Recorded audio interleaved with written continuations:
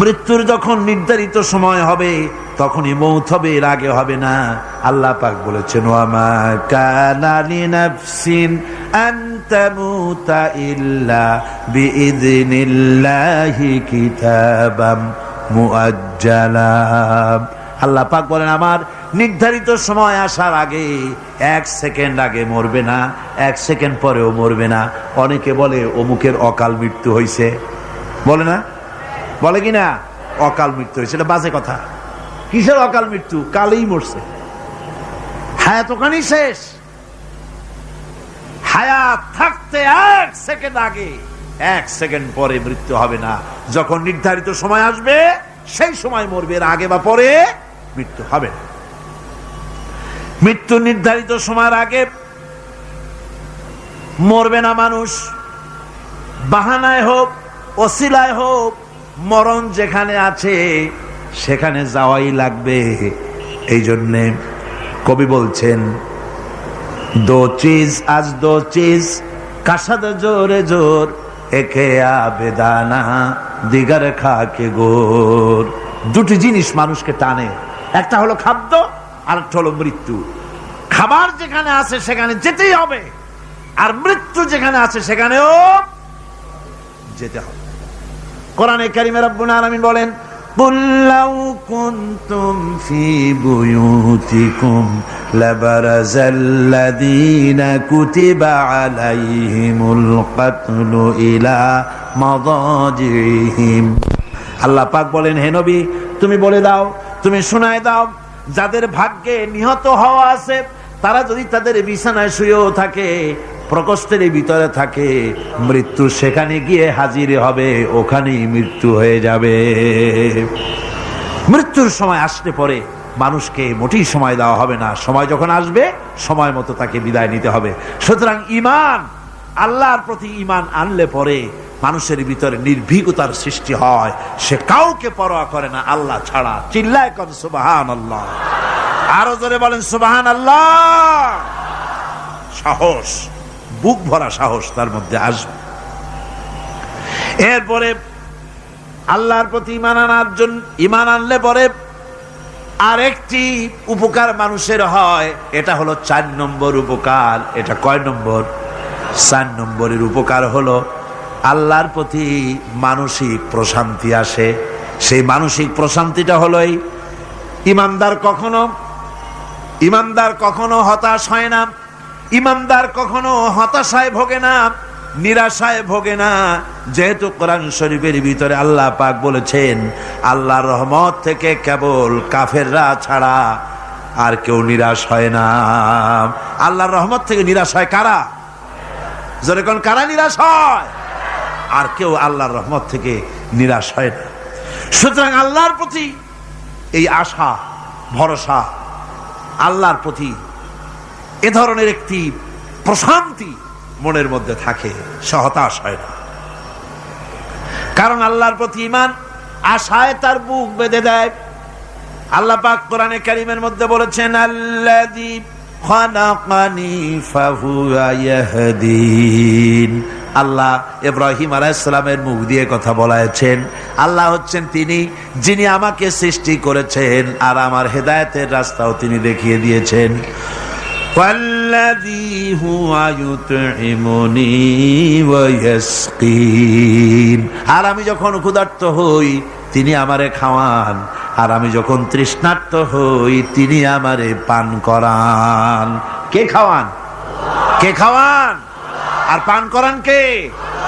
আল্লাহ পাক বলেন ওয়াইদা মারিতু ফাহুয়া ইয়াশফিন। ইব্রাহিম আলাইহিস সালামকে দিয়ে আল্লাহ এই কথাও বলালেন, আমি যখন অসুস্থ হই আমারে রোগ মুক্ত কে করে দেয়? বলেন না কে করে দেয়? আল্লাহ রাব্বুল আলামিন রোগ মুক্ত করে দেন। হযরত আইয়ুব আলাইহিস সালামের ঘটনা কোরআনে কারীমের মধ্যে আল্লাহ রাব্বুল আলামিন উঠায় দিয়েছেন, বলে দিয়েছেন যাতে করে মুমিনেরা মনের মধ্যে আল্লাহর প্রতি আশা ভরসা আনতে পারে। রোগ হয়েছে হযরত আইয়ুব আলাইহিস সালামের, এত অসুখ, অসুখে রোগে শোকে আত্মীয় স্বজন স্ত্রী পুত্র পরিজন সব তারে ছেড়ে গেল, গায়ে পোকা হয়ে গিয়েছে। 1 বছর 2 বছর নয়, বছরের পর বছর ধরে রোগাক্রান্ত অবস্থায় আইয়ুব আলাইহিস সালাম আছেন।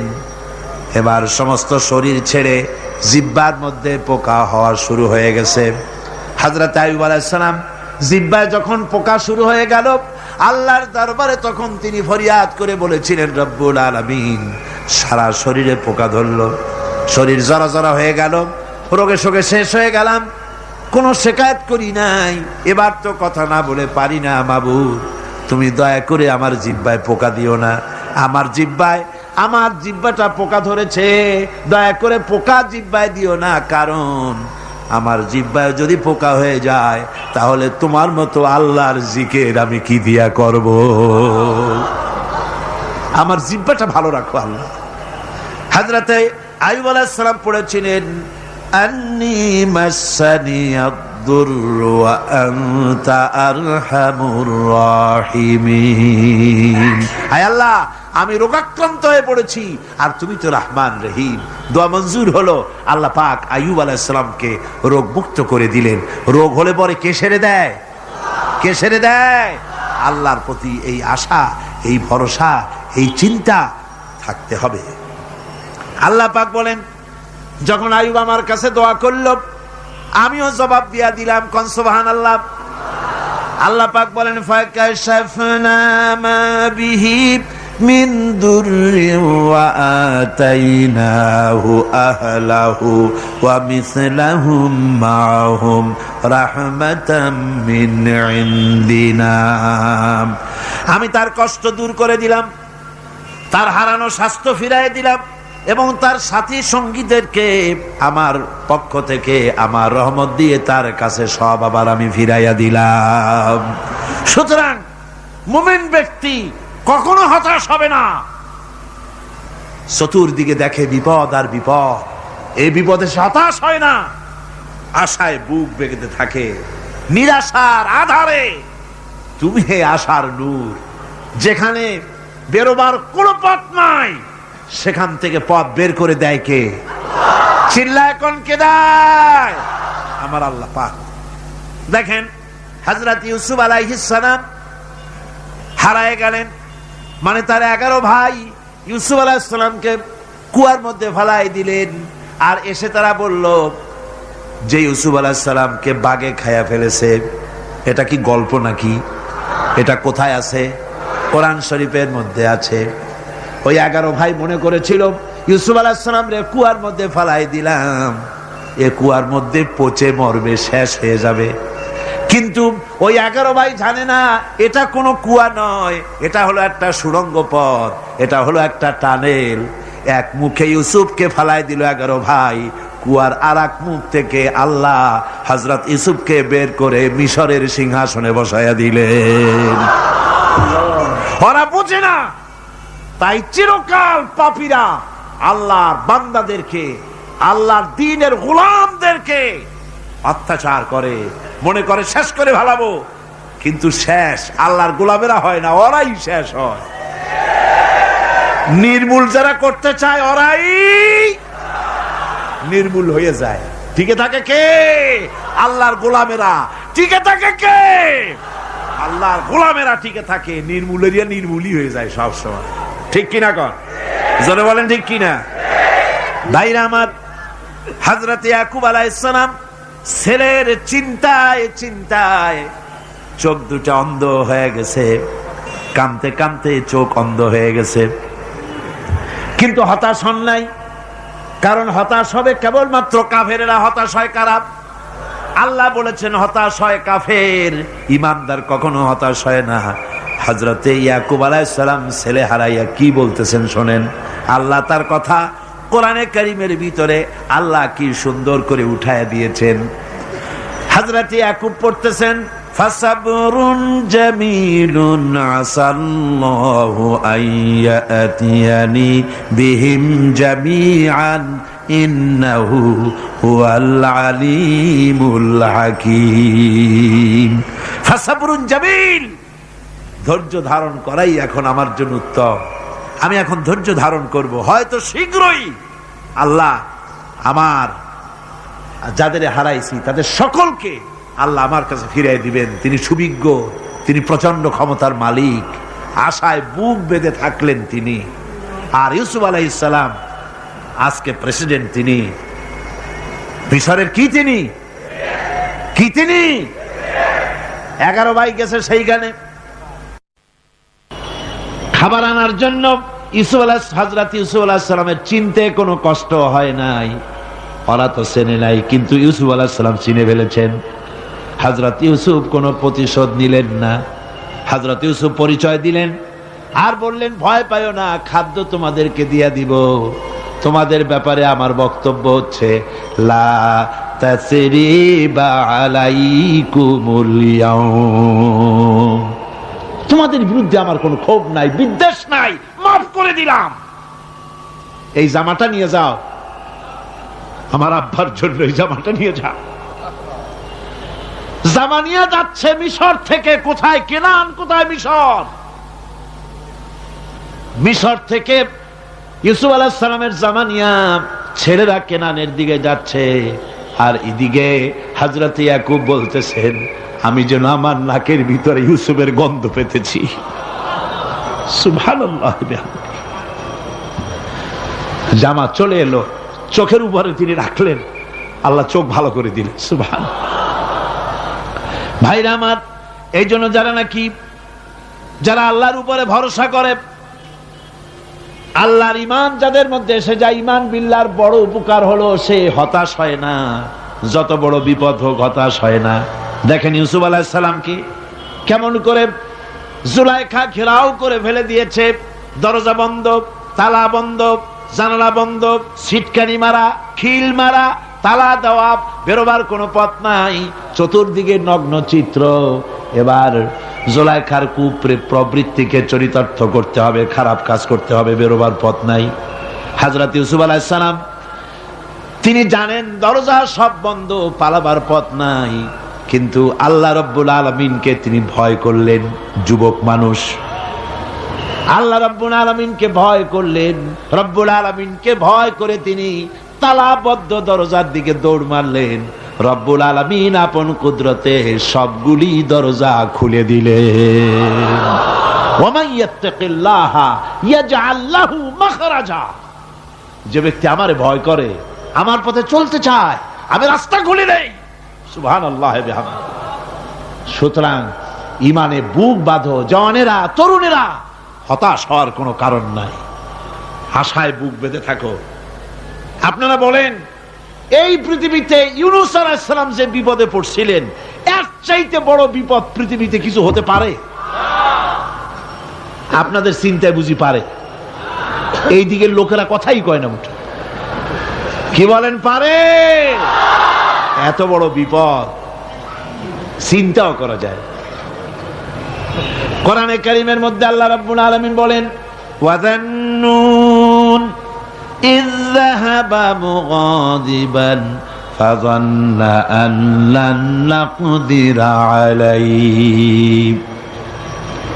ইউনূস আলাইহিস সালামকে যখন মাছে গিলে ফেলে দিল, মাছ এবার পানির অতল তলদেশে চলে গেছে।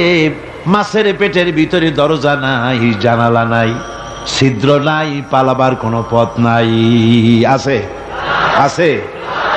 ফানাদা ফিল যুলুমাতি আন লা ইলাহা ইল্লা আনতা সুবহানাকা ইন্নী কুনতু মিনাজ জালিমিন। জানেন নাই দোয়া? পড়েন সবাই, লা ইলাহা ইল্লা আনতা সুবহানাকা ইন্নী কুনতু মিনাজ জালিমিন। আয় আল্লাহ, তোমার পবিত্রতা ঘোষণা করতেছি, তুমি ছাড়া কেউ নাই, আমার তো আর বাঁচার উপায় নাই, আমি আমার উপরে জুলুম করেছি, আর তোমার পবিত্রতা ঘোষণা করতেছি।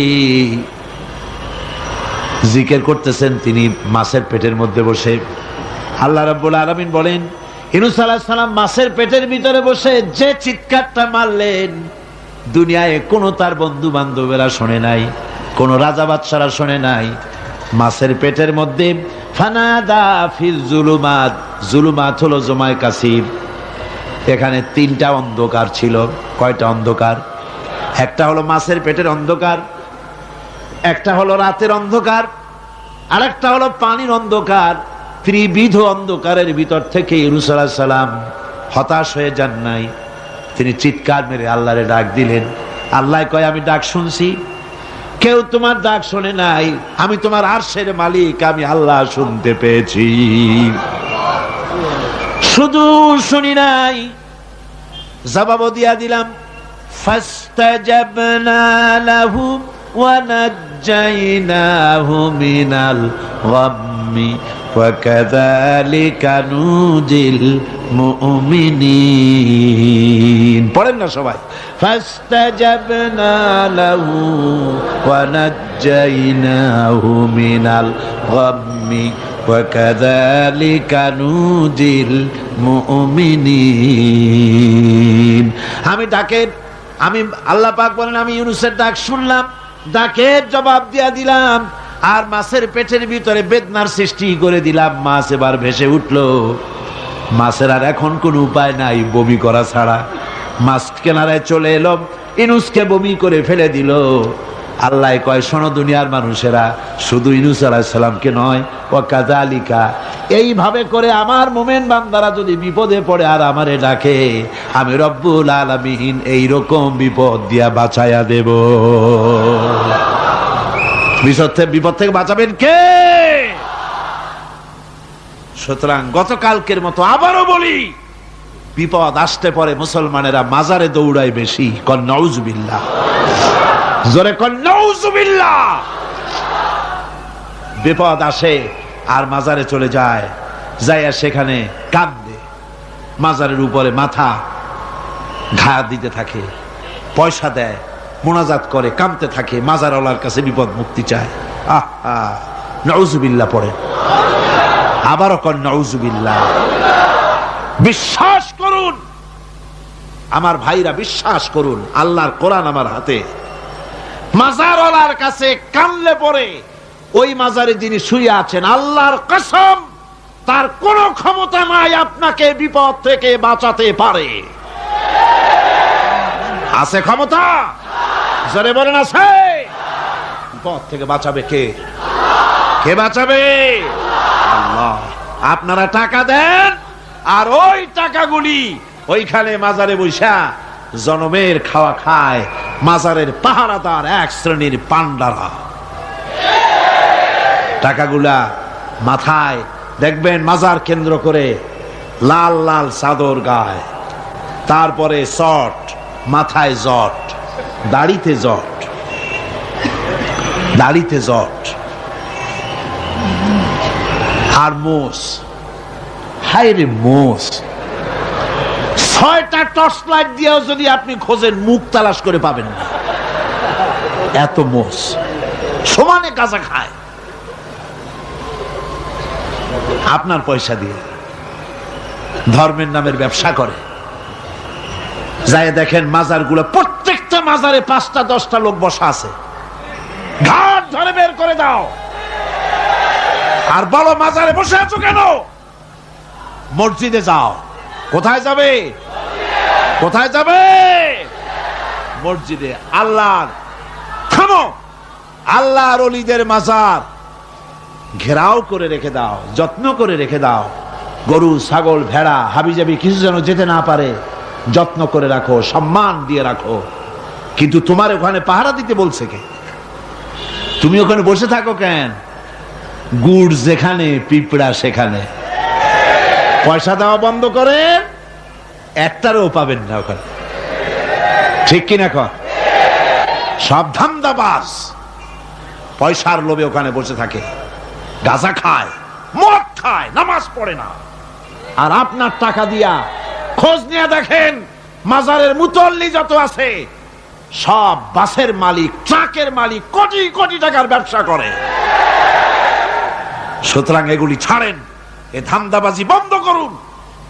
মাজারের সাথে কোনো সম্পর্ক নাই। মুসলমানের সম্পর্ক কেবল মসজিদের সাথে। কিসের সাথে? মসজিদের সাথে সম্পর্ক গড়ে। আমার বন্ধুগণ, বিপদ আসলে পরে কবরের কাছে যাওয়া নয়, বিপদ আসলে পরে মসজিদে যান, 2 রাকাত কাজায়ে হাজাতের নামাজ পড়েন। রাসূলুল্লাহ পড়েছেন, কাজায়ে হাজাতের নামাজ পড়েন, সেজদায় পড়ে গিয়ে আল্লাহর কাছে কান্দেন, আপনার বিপদ আল্লাহ রব্বুল আলামিন দূর করে দিবেন। আহারে, এমন আল্লাহরে থুইয়া কি যে বলবো, মানুষের যে কি হইছে। আমি সিলেটে দেখেছি শাহজালাল রহমতুল্লাহ আলাই, আল্লাহর ওলি, শাহ আমানত আল্লাহর ওলি, শাহ মাখদুম আল্লাহর ওলি। এই ওলিরা কোনোদিন বলে যায় নাই যে আমার মাজারে পাহারা দিয়ে তোমরা টাকা আদায় করো, বলছে কেউ? শাহজালাল রহমতুল্লাহ আলাইর মিশন কি ছিল, আর এই পাগলেরা করে কি? হযরত শাহজালালের তরবারি আজও আছে, আমি তরবারি দেখেছি, দোধারি তরবারি হাতে নিয়ে এসেছেন। এক হাতে ছিল তরবারি, আর এক হাতে ছিল আল্লাহর কোরআন। যখন সিলেটে ঢুকলেন গৌর গোবিন্দ তার সব কিছু, তিনি আজান দেওয়ালেন। আজান শোনা মাত্র মূর্তিগুলো কাঁপতে লাগলো। গৌর গোবিন্দের কলজা গলার কাছে চলে আসছে, জিজ্ঞেস করছে ব্যাপারটা কি, এরকম হচ্ছে কেন? জ্যোতিষীরা বলল যবন এসেছে, ম্লেচ্ছ এসেছে, আর উপায় নাই। শাহজালাল রহমতুল্লাহ আলাইহে তিনি বসলেন গেটের কাছে, এবার সব পালাচ্ছে। গৌর গোবিন্দ বলল সাপুরিয়াদের ডেকে যে আমারে একটা বাক্সের মধ্যে ভরিয়া সাপ বলে চালাই দিও, আমি সামনে পড়তে চাই না। ভয়তে কলজা গলার কাছে চলে আসছে শুধু আজান শুনে। এরপরে লোক সব চলে যাচ্ছে, উনি দেখতেছেন যাও যাও যাচ্ছে সব। তারপরে ঝুড়িতে করে যাচ্ছে সাপুরিয়ারা, তোমাদের মধ্যে কি সাপ, যাও যাও যাও। এরপরে বড় একটা বাক্স, ওইটার মধ্যে কি? কাজে হুজুর আমরা সাপ খেলা দেখি, এর মধ্যে সাপ, নামাও, আমি সাপ খেলা দেখবো, নামাও ওটা। এরপরে বাক্স খুলছে, দেখে যে আসল সাপ বাইর হয়েছে। গৌর গোবিন্দ বলল যে আমার রাজত্ব ছেড়ে দিলাম, আমারে জানে বাঁচা। শাহজালাল রহমতুল্লাহ আলাইহি বললেন আমি তো মারতে আসি নাই, আমি তো হত্যাকাণ্ড করতে আসি নাই, আল্লাহর দ্বীনকে নিয়ে এসেছি। তিনি ক্ষমা করে দিলেন। সেই শাহজালাল রহমতুল্লাহ আলাইহির মাজারে লোকেরা বিভিন্ন জায়গা দিয়ে যায়, বাস ভরে ভরে যায়, যাইয়া চাদরের উপরে যাইয়া মাথা ঘা দিতে থাকে আর কাঁদতে থাকে। কতগুলো গজাল মাছ আছে, বিরাট বিরাট গজাল, গায়ে শ্যাতলা পড়ে গেছে, দেখলে মনে হয় যেন রিটায়ার্ড অফিসার, এরকম মোটা। ওগুলারে মুড়ি খাওয়ায়, কলজা খাওয়ায়। একটা কুয়া আছে, পানি এত পচা, কয় যে এইটার আর এক মুখ হলো জমজমের সাথে মিশানো। নাউজুবিল্লাহ। হায় রে মানুষ, মুসলমানের আকীদা হয় এত খারাপ, আকীদা বত্তর হয়ে গিয়েছে। এগুলি ধর্মের নামের ব্যবসা, এগুলি জোরে বলেন কি? এই ব্যবসা বন্ধ করতে হবে, এই ব্যবসা বন্ধ করতে হবে। এরা ধর্মের নামের লুটেরা, চাদর দিয়ে, আগরবাতি দিয়ে, মোমবাতি দিয়ে, সেজদা দিয়ে মুশরিক হয়ে যাচ্ছে, ইসলাম থেকে খারিজ হয়ে যাচ্ছে। আমার কাছে রিপোর্ট এসেছে প্রচন্ড ভিড়ে মানুষের কষ্ট হচ্ছে, তো কি করা যাবে? আমি বললাম ভিড়, আর আপনারা যদি ভিড় দেখতে চান তাহলে তো সব লোক দাঁড়ায় যাবে, আপনাদের তো দেখার দরকার নেই। একটু চেপে চেপে বসেন আর জোরে সোরে জিকির করেন লা ইলাহা ইল্লাল্লাহ, লা ইলাহা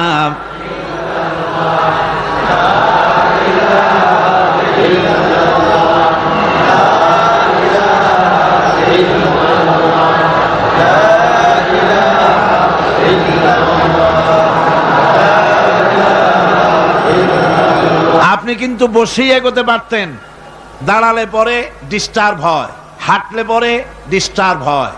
নিজের কপালটারে খারাপ করেন না, এত সুন্দর আল্লাহর কথা শোনা থেকে নিজেকে মাহরুম করতে চেষ্টা করেন না। নিজেও শোনেন, অপরকেও শুনতে দেন। বসেন, মাজা ব্যথা করবে না, আল্লাহ মাজা ব্যথা ভালো বানায় দেবে যত সময় বসবেন। কোন আলহামদুলিল্লাহ।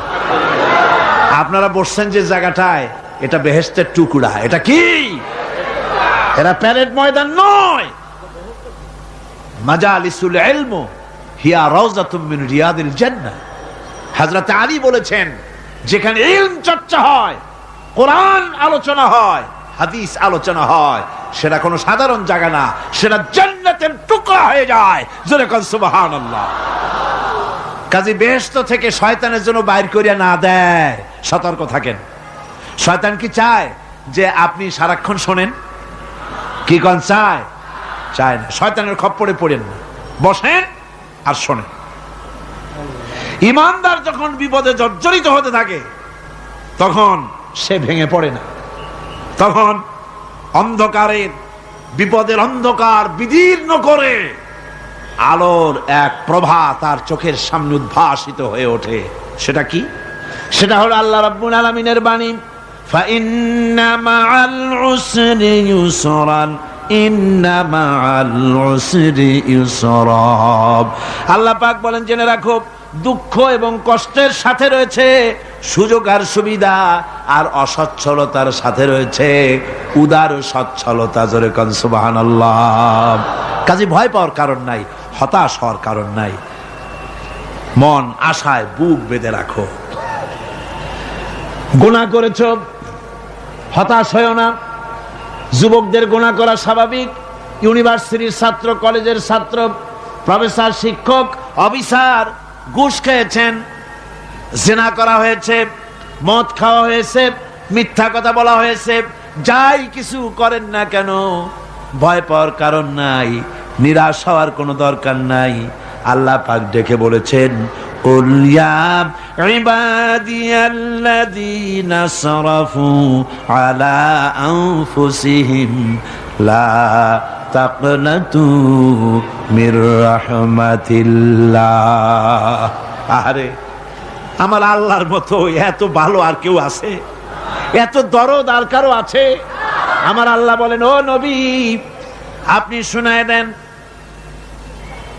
হে আল্লাহর বান্দারা, তোমরা যারা নিজেদের উপরে বাড়াবাড়ি করেছো, নিজেদের উপরে জুলুম করেছো, অত্যাচার করেছো, আমি আল্লাহর রহমত থেকে নিরাশ হয়ে যেও না। মানুষ যদি অপরাধ করে, বাপের সাথে অপরাধ করেছে, মায়ের সাথে অপরাধ করেছে, মা বাবা সন্তানের চাইতে এত বড় কল্যাণকামী তো আর কেউ নাই, কিন্তু মা বাবা কোনোদিন বলে না, আয় আমার ছেলে তোরে মাফ করে দেই, এরকম বলে নাকি? মন চায় ছেলে যদি মাপ চাইতো, খুশি হয়ে মাফ করে দিতাম, কিন্তু কেন যে আসে না, ডাকে না যে আয় মাফ করে দেই। মা বাপ আপনাকে এত ভালোবাসে, সেই মা বাপও আপনাকে বলে না যে আয় মাফ করে দেই। আমার আল্লাহ হচ্ছেন এমন আল্লাহ, আল্লাহ রাব্বুল আলামিন ডাকেন, এ বান্দা, খুন করেছিস ফিরে আয়, জিনা করেছিস ফিরে আয়, হত্যা করেছিস ফিরে আয়, চুরি করেছিস ফিরে আয়, কুফরি করেছিস ফিরে আয়, সুদ খেয়েছিস, ঘুষ খেয়েছিস, মদ খেয়েছিস ফিরে আয়, এসে আমার দরবারে চোখের পানি ফেল, আমার দরবারে কাঁদাকাটি কর। ইন্নাল্লাহা ইয়াগফিরুয যুনুবা জামিআ ইন্নাহু হুয়াল গফুরুর রহিম। আমার দরবারে চোখের পানি ফেলে কাঁদ, আমি রব্বুল আলামিন জিন্দেগীর গুনাহ মাফ করে দেব। সুবহানাল্লাহ কোন, সুবহানাল্লাহ কোন। আমার কাছে কাঁদ, চোখের পানি ফেল। আল্লাহ রাব্বুল আলামিনের কাছে বান্দার দুইটা ফোঁটা বেশি প্রিয়। একটা হলো জিহাদের ময়দানে যে রক্ত ফোঁটা দেওয়া হয়, এটা আল্লাহর কাছে প্রিয়। আর আল্লাহর ভয়তে গুনার জন্য লজ্জা করে, অনুশোচনা করে বান্দা যখন চোখের পানি ছেড়ে দেয়, আল্লাহর কাছে এটা অত্যন্ত প্রিয়। নবীজি বলেছেন, বান্দা যখন গুনার ভয়তে, আল্লাহর ভয়তে, জাহান্নামের ভয়তে অনুশোচনা করে যখন চোখ দিয়া পানি ছেড়ে দেয়, ওই চোখের পানি নাকের অর্ধেক আসতে না আসতে আল্লাহ রাব্বুল আলামিন বান্দারে মাফ করে দেন। আল্লাহ বরদাস্ত করতে পারেন না যে বান্দা কান্দু। আমার ভাইরা, আল্লাহর রহমত এই পৃথিবীতে আল্লাহর রহমতকে 100 ভাগ করা হয়েছে। আল্লাহর রহমতের কত ভাগ? এই 100 ভাগের 1 ভাগ সারা পৃথিবীতে ছড়াই দেওয়া হয়েছে। আর 99 ভাগ কার কাছে? আল্লাহর কাছে। 1টা ভাগ দুনিয়া ছড়ানো হয়েছে আদম আলাইহিস সালাম থেকে নিয়ে এই পর্যন্ত, এখান থেকে নিয়ে কিয়ামত পর্যন্ত পৃথিবীতে যত মানুষ আসবে, যত প্রাণী আসবে, তাদের মধ্যে প্রাণী জগতেও গাভী তার বাছুরকে ভালোবাসে ঠিক কিনা, হাতি তার বাচ্চাকে ভালোবাসে ঠিক কিনা, মুরগি তার বাচ্চাকে ভালোবাসে কিনা, প্রত্যেক মাই তার সন্তানকে ভালোবাসে মানুষের মতো। এই ভালোবাসা, স্নেহ, এই মমতা, এই করুণা, এই মহব্বত 1টা ভাগ দুনিয়ায় দেওয়ার পর আপনি আর আমি যতটুকুন ভাগে পেয়েছি সেই মহব্বতে, স্ত্রীর মহব্বতে অস্থির, মায়ের মহব্বতে অস্থির, সন্তানের মহব্বতে অস্থির। এখন চিন্তা করেন, 1টা ভাগ সারা পৃথিবীতে বিতরণ করার পর যেটুক পেয়েছি তাতে যদি এত মহব্বত হয়, তাহলে এর 99 ভাগ মহব্বত যে আল্লাহর কাছে জমা আছে, এই বান্দার জন্য তার কত মহব্বত, এই বান্দার জন্য কত করুণা তার, কত মহব্বত তার, কত দয়া তার। এজন্য আল্লাহ রাব্বুল আলামিন বলেছেন, নাব্বি ইবাদি আন্নি আনাল গফুরুর রহিম। ও আমার নবী, সুসংবাদ দিয়ে দাও, বান্দাদেরকে শোনায় দাও যে আমি আল্লাহ তাআলা ক্ষমাশীল আর দয়াবান।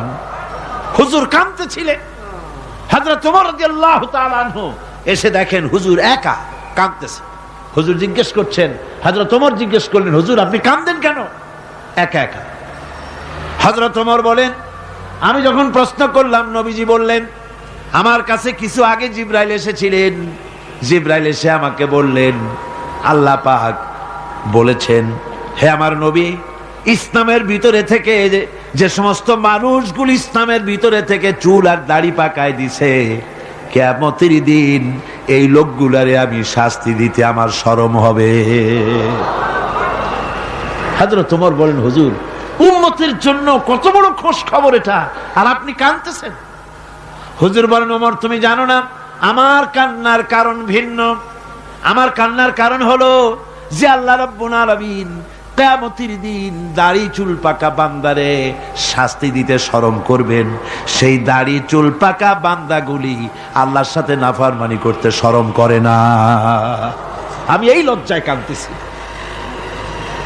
ভাইরা, হুজুর আল্লাহ পাক বলেন, ও আমার নবী, রাতের আধারে যখন একটা বুড়া আমার দরবারে হাত উঁচু করে, একটা বুড়া মানুষ রাতের আধারে যখন আমার দরবারে হাত উঁচু করে আর যখন বলতে থাকে, রব্বুল আলামিন আমার পেছনের জীবনটা বড় খারাপ করেছি, এমন কোন কাজ জীবনে করি নাই যা তোমার কাছে কিছু দাবি করতে পারি, সব রকমের নাফরমানি করেছি, আজ আমি বুড়া হয়ে গেছি, কামাই করতে পারি না, ছেলে আমাকে চোখে দেখতে পারে না, পুত্রবধূ আমাকে ঘরে জায়গা দেয় না, আমার স্ত্রী আমাকে দেখতে পারে না, রোজগার করতে পারি না, হাঁটতে পারি না, চলতে পারি না, সবার কাছে আমি তিতা হয়ে গেছি, আমি দাঁড়াতে পারি না, কোমরে ব্যথা পাই, হাঁটুতে ব্যথা পাই, চলতে পারি না, কানে শুনতে পাই না, চোখে দেখতে পারি না, আর তোমার কাছে কিছু চাইয়া নেব এমন ভালো কাজও করি নাই।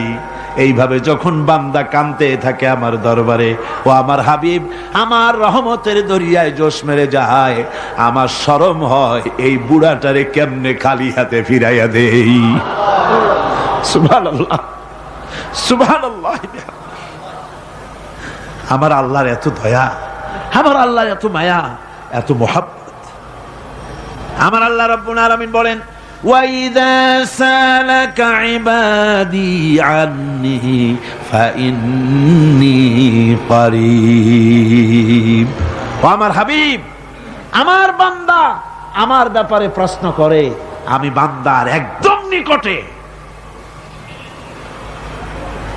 কোরআন শরীফের ভিতরে যত জায়গায় রাসূলকে বলা হয়েছে সুয়ালের কথা, আপনাকে প্রশ্ন করা হয়, আল্লাহ তার জবাব কুল এই কথা বলে জবাব দিয়েছেন। যত জায়গায় সুয়াল এসেছে, যেমন কোরআনে কারীমের মধ্যে আল্লাহ পাক বলেন, ওয়ায়াসআলুনাকা আনিল মাহিদ, মেয়েদের হায়েজ সম্পর্কে জিজ্ঞাসা করা হয়।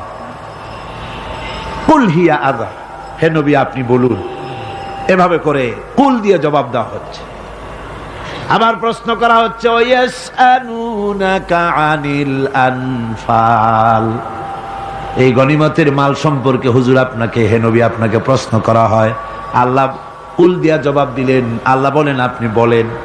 ওয়ায়াসআলুনাকা আনিল খামরি ওয়াল মাইসির, আল্লাহ পাক বলেন নবী আপনারে প্রশ্ন করা হয় কুল ফিহিমা ইসমুন কাবীর, আল্লাহ কুল দিয়া বললেন তুমি বলো। আবার বলা হলো ওয়ায়াসআলুনাকা আনিল আহিল্লা কুল হিয়া মাওয়াকিতু লিন্নাস, ও নবী আপনাকে প্রশ্ন করা হয় চাঁদের ক্রমবর্ধমান এবং ক্রমহ্রাস, এই যে বাড়ে আর কমে, পূর্ণিমা হয় অমাবস্যা হয়, কেন হয়? আপনি বলুন কুল, আপনি বলেন এটা আমি অক্ত এবং সময়, বছর আর দিন গণনা করার জন্য পৃথিবীবাসীদের জন্য বিনা পয়সায় একটা ক্যালেন্ডার বানাইয়া আকাশে ঝুলাই রেখেছি। এভাবে যত জায়গায় এসেছে আপনাকে প্রশ্ন করা হয়, তত জায়গায় আল্লাহ জবাব দিয়েছেন কুল, আপনি বলেন। গোটা কোরআন শরীফের ভিতরে এই একটি মাত্র জায়গা যেখানে বলা হয়েছে আপনাকে প্রশ্ন করা হয়। আল্লাহ এখানে বলতে পারতেন কুল, আপনি বলেন, আল্লাহ তোমাদের নিকটবর্তী, এভাবে জবাব হয় নাই। এটা কায়দাটা হলো এই, আল্লাহ বলতেছেন ওয়াইজা সালাকা ইবাদি, ও আমার নবী প্রশ্ন তো আমার বান্দারা আমার ব্যাপারে করেছে, এবার আপনার জবাবের কোনো দরকার নাই। প্রশ্ন আমার ব্যাপারে, আমি নিজে জবাব দিয়ে দেই। ফা ইন্নী কারীব, ও বান্দা আমার ব্যাপারে প্রশ্ন করেছিস, জবাব আমি দেই, আমি তোর সবচাইতে বেশি নিকটে। সুবহানাল্লাহ, কত নিকটে? ওয়া নাহনু আকরাবু ইলাইহি মিন হাবলিল ওয়ারিদ, তোর যেই রগ, এই শাহরগের চাইতেও আমি তোর বেশি কাছে। সুবহানাল্লাহ, আমারে ডাক, আমারে ডাক, কলিজা দিয়ে ডাক, অন্তর দিয়ে ডাক। মনের থেকে মানুষ যদি ডাকে, মুখের ডাক আর মনের ডাক এক জিনিস নয়। দিল সে जो बात निकलती है असर रखती है पर नहीं मगर ताकते परवाज रखती है, দিল থেকে যে কথা বেরোয় তা প্রভাব বিস্তার করে, ডানা নাই কিন্তু ওড়ার ক্ষমতা রাখে। মনের কথাই ভিন্ন। মন থেকে, দিল থেকে, কলিজা থেকে, অন্তরের গভীর কন্দর থেকে মোহাব্বতের সাথে কেউ যদি একবার বলে আল্লাহ, বলেন আল্লাহ, আল্লাহ, আল্লাহ, আল্লাহ রাব্বুল আলামিন বলেন অন্তরের অন্তঃস্থল থেকে একটি বার যদি বান্দা বলেন আল্লাহ, আল্লাহ বলেন 70 বার সাড়া দিয়া জিজ্ঞেস করি বান্দা কি চাও, আমি তোমার কাছে আছি। সুবহানাল্লাহ, আমি তোর একদম কাছে, কি চাস বল, বল আমার কাছে। এমন দয়াবান, এমন মেহেরবান, এমন আল্লাহ আমাদের। সে আল্লাহ রাব্বুল আলামিন তিনি বলছেন وقال ربكم ادعوني استجب لكم, তোমাদের রব বলেছেন আমারে ডাকো, আমি আল্লাহ ডাকের সাড়া দিয়া দেব। সুবহানাল্লাহ, কারে ডাকতে হবে? কারে ডাকতে হবে? এই বিশাল জনসমুদ্র একযোগে চিল্লা কোন কারে ডাকতে হবে? কোন পীর সাহেবকে নয়, আল্লাহর কসম কোন খাজা বাবাকে নয়, ডাকতে হবে কারে? চিল্লা এখন কারে? ওয়াকালা রাব্বুকুম উদউনি, তোমার রব তোমাকে বলতেছে আমারে ডাকো, আস্তাজিব লাকুম, আমারে ডাকবে আমি সাড়া দিয়ে দেব। সুবহানাল্লাহ, আল্লাহকে ডাকেন। কি চাই আপনার বলেন, কি চাই? আল্লাহর কাছে চান, আল্লাহ দিয়ে দিবে। দেওয়ার জায়গা আল্লাহর কাছে চাইবেন, আল্লাহ দিবেন। দেওয়ার জায়গা, চাওয়ার জায়গা হলো সেজদায় পড়ে যাবেন। আমার ভাইয়েরা, জায়গাটা চিনায় দিলাম। মাজারে যাওয়া লাগবে না, কবরে যাওয়া লাগবে না।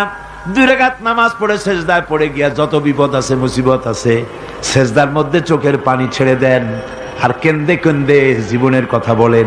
আল্লাহ রাব্বুল আলামিন আপনার আওয়াজ শুনবেন আর দোয়া কবুল করে নিবেন। কামতে হবে আল্লাহর কাছে। কার কাছে? আল্লাহর কাছে। সুম্মা ইস্তাগফিরুল্লাহ, আর এরপরে সে যদি আমি আল্লাহর কাছে ক্ষমা চাই, ইয়াজিদিল্লাহ গফুরার রহিমা, সে আমি আল্লাহকে গফুর এবং রহিম হিসাবে পাবে। সুবহানাল্লাহ। আল্লাহকে গফুর এবং রহিম হিসাবে পাওয়া যাবে। সব আল্লাহকে বলতে হবে, গুনাহ মাফ চাইতে হবে। এই জন্য হুজুর সাল্লাল্লাহু আলাইহি ওয়াসাল্লাম দৈনিক 100 বার তওবা পড়তেন। কোন হাদিসে আছে 70 বার, কোন হাদিসে আছে 100 বার তওবা পড়তেন। নামাজের পরে তো প্রত্যেক নামাজই পড়তেন হুজুর। সালাম ফিরাতেন আর সাথে সাথে বলতেন আল্লাহু আকবার, আস্তাগফিরুল্লাহ, আস্তাগফিরুল্লাহ, আস্তাগফিরুল্লাহ। মনে থাকবে আপনাদের? মনে থাকবে? সালাম ফিরাইয়া কি বলবেন? না, সালাম ফিরাবার সাথে সাথে বলবেন আল্লাহু আকবার, তারপরে পড়বেন আস্তাগফিরুল্লাহ, আস্তাগফিরুল্লাহ, আস্তাগফিরুল্লাহ। তওবা পড়বেন। আল্লাহর কাছে সবসময় গুনাহ মাফ চাইতে থাকবেন, বিনীত থাকবেন। আল্লাহকে পাওয়া যাবে, তাকে রহিম হিসেবে পাওয়া যাবে। সুতরাং ঈমান বিল্লাহ, আল্লাহর প্রতি ঈমান আনলে পরে 4th নম্বরের যে উপকারটা হবে সেটা হলো হতাশায় ভুগবে না, নিরাশায় ভুগবে না, আশায় বুক বেঁধে উঠবে। ঈমান মজবুত হবে, আল্লাহর কাছে মানুষ বিনয়ী হয়ে যাবে। এবার 5ম নম্বরের উপকার আমি বলছিলাম, ঈমান বিল্লাহ, আল্লাহর প্রতি ঈমান আনলে পরে অসংখ্য উপকার হয়, অসংখ্য বৈশিষ্ট্য আছে। এর 6টা উপকারের কথা আমি বলবো। কয়টা? অসংখ্য উপকারের ভিতরে প্রধান 6টি উপকারের কথা বলবো। এর বললাম কয়টা? 4টে বলেছি। এবার বলো 5ম উপকারের কথা।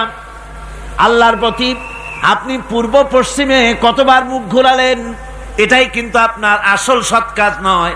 আসল সৎ কাজ হলো আল্লাহর প্রতি ঈমান আনা।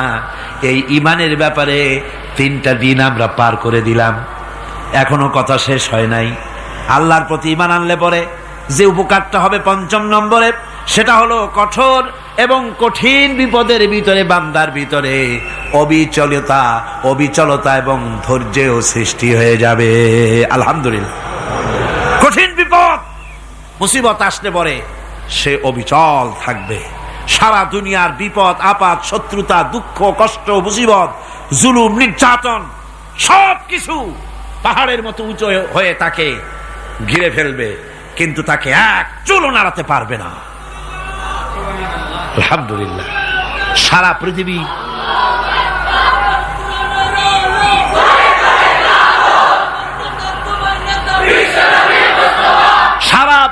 একদিকে আর সে একা একদিকে থাকবে। বিরোধিতা তো হবেই, বিপদ তো আসবেই। কবি বলতেছেন, সাথে জাকা রহা হ্যায় আজল সে তা ইমরোজ, সাথে জাকা রহা হ্যায় আজল সে তা ইমরোজ, চরাগে মুস্তফাবি সে শরারে বুলহাবিস। সে আবহমান কাল থেকে শুরু করে মুস্তাফা সাল্লাল্লাহু আলাইহি ওয়াসাল্লামের দীপ শিখার সাথে আবু জেহেল, আবু লাহাবের অগ্নিস্ফুলিঙ্গের টক্কর লেগেই আছে। রাসূলুল্লাহর আল্লাহর দেওয়া এই বিধান, এই দ্বীনের বাতিটা টিম টিম করে জ্বলেছে।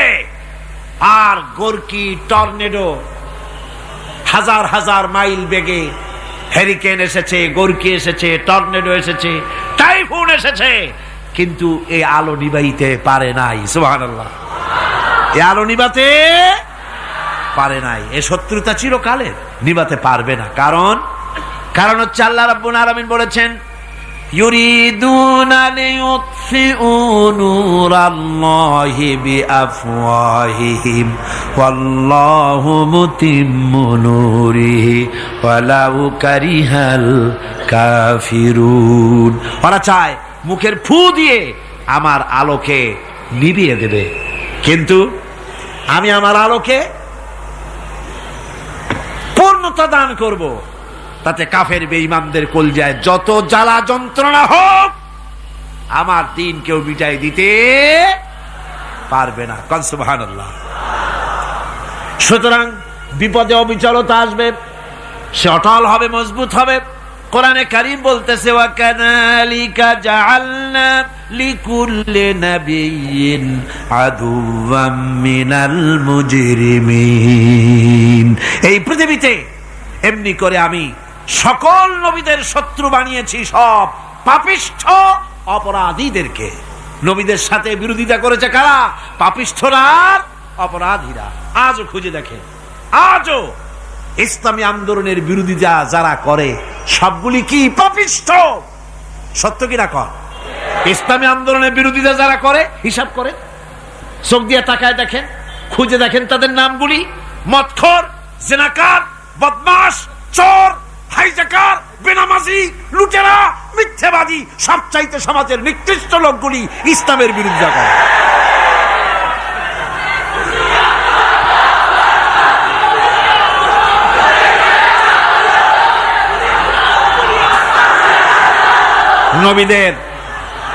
নবীদের শত্রু আল্লাহ বলেন সব যুগে নবীদের সাথে শত্রুতা করেছে পাপিষ্ঠরা। আল্লাহর কথা, কার কথা? সকল যুগে নবীদের সাথে শত্রুতা করেছে পাপিষ্ঠরা, নিকৃষ্ট ধরনের অপরাধীরা। সুতরাং নবী রাসূলদের অবস্থা যখন এই, তখন দ্বীনের দাওয়াত যারাই দেবে তাদের কিসমত এরকম হবেই। এই বাধার মোকাবেলা তাদেরও করতে হবে। এই যে বাধাটা আসে, এই যে মারে, অপরাধ কি? এই যে তারা চোর বা ডাকাত যাদের মারা হয়। আল্লাহ রাব্বুল আলামিন বলেন অপরাধ হলো ওয়ামা নাকামু মিনহুম ইল্লা আইয়ুমিনু বিল্লাহিল আজিজিল হামিদ। অপরাধ হচ্ছে ইমানদার লোকদের উপরে নির্যাতন চালিয়েছে, অন্য কোনো কারণে নয়। কারণ একটাই, তারা আল্লাহর জমিনে আল্লাহর দ্বীন প্রতিষ্ঠা করতে চেয়েছে, আর কোন অপরাধ না। জমিন আল্লাহর, জমিন কার? এই বিশাল জনসমুদ্র গর্জে উঠুন একযোগে, বলুন জমিন কার? আইন চলবে কার? এখানেই সংঘর্ষ বেঁধেছে আবহমান কাল ধরে। মানুষ অত্যাচারিত হয়েছে, সাহাবায়ে কেরাম অত্যাচারিত হয়েছেন। বুখারী শরীফের হাদিসে এসেছে রাসূল করিম সাল্লাল্লাহু আলাইহি ওয়াসাল্লামের কাছে হযরতে খাব্বাব গিয়ে উপস্থিত হয়েছিলেন। হযরতে খাব্বাব বলেন, হাদিসটা এভাবে লেখা হয়েছে বুখারীতে, ওয়ান খাব্বাব বিন আল-আরিদ রাদিয়াল্লাহু তাআলা আনহু قال شكونا إلى رسول الله صلى الله عليه وسلم وهو متوسد بردة له في ظل الكعبة। রাসূলুল্লাহর কাছে গেলাম, কাবা শরীফের কাছে গিয়া দেখি নবীজি একটা চাদর গায়ে দিয়ে তিনি আরাম ফরমাচ্ছিলেন কাবা শরীফের ছায়ায়। সেখানে গিয়ে বললাম, আলা তাস্তানসিরু লানা আলা তাদউ লানা ইয়া রাসূলুল্লাহ, হে আল্লাহর রাসূল, আপনি কি আমাদের জন্য আল্লাহর কাছে দোয়া চাইবেন না? আপনি কি আল্লাহর কাছে আমাদের জন্য সাহায্য চাইবেন না? আমাদের লোকগুলিকে, মুসলমানগুলিকে মারতে মারতে তো শেষ করে ফেলে দিল। তারা আমাদের সুমাইয়াকে মারলো, আমাদের খাব্বাবকে উটের সাথে পায়ের দড়ি লাগায় টানলো, আমাদের খোবায়েবকে তারা আগুনের উপরে চিৎ করে শোয়ায় রাখলো, না খায় রাখতেছে, মারতেছে, কষ্টে তো শেষ হয়ে গেলাম। হুজুর, আপনি কি আমাদের জন্য দোয়া করবেন না? হাদিস শরীফে এসেছে, নবীজি উঠে বসলেন সোজা হয়ে। নবীজি বলেন, ও আমার সাহাবী, ও খাব্বাব, শোনো, তোমাদের আগে এই পৃথিবীতে যারা দ্বীনের দাওয়াত দিতে এসেছিলেন তাদেরকে সমকালীন রাষ্ট্রশক্তি, সমাজ শক্তি তাদেরকে ধরত। ফায়ুখাজুর রাজুলো, তাদেরকে তারা ধরত। ফায়ুহফারু লাহু ফিল আরদ, আর তার জন্য জমিনের ভিতরে কবর বানাইতো। ওই কবর ফায়ুজালু ফিহা, ওই কবরের ভিতরে তাকে কোমর পর্যন্ত গেড়ে দিত। সুম্মা ইউতা বিল মানশার, এরপরে করাত আনতো। ফায়ুদাউ আলা রাসিহি, এরপরে ওই করাত তার মাথার উপরে রাখতো। ফায়ুজালু নিসফাইন, এরপরে করাত দিয়া চিরে জীবিত মানুষটারে দ্বিখণ্ডিত করে ফেলে দিত।